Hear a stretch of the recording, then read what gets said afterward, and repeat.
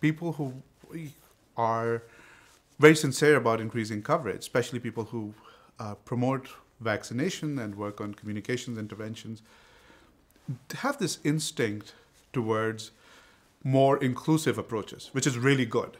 But they should keep in mind that the evidence for requirements of mandates at mass level, if it's of moderate nature, is pretty substantial at the population level.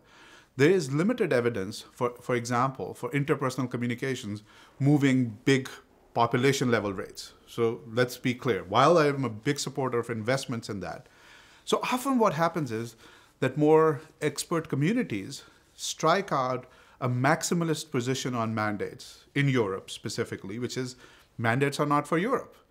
It's not an exclusive option.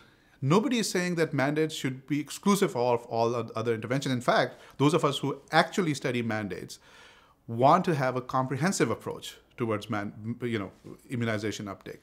So when that maximalist position is nurtured in expert communities, and when there is an incident like an outbreak, etc., and there's pressure on politicians to act, because of that initial maximalist position, the expert communities often get excluded from political discussions. One example is Germany, where there were public statements by professional societies, well-meaning people and well-respected people, outright against mandates.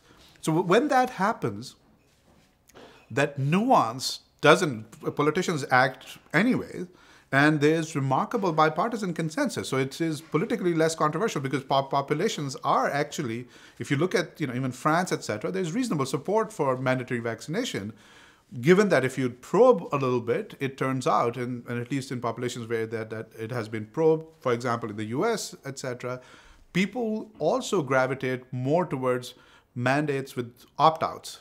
But so having said that, when that kind of a situation happens in Europe, for example, in a European country or two, where expert communities have staked a position, which is mandates are not warm and fuzzy enough, despite the evidence, because of initial instincts to be inclusive in public health, then governments act without that expert advice, and then the nuance doesn't make it to the actual policy.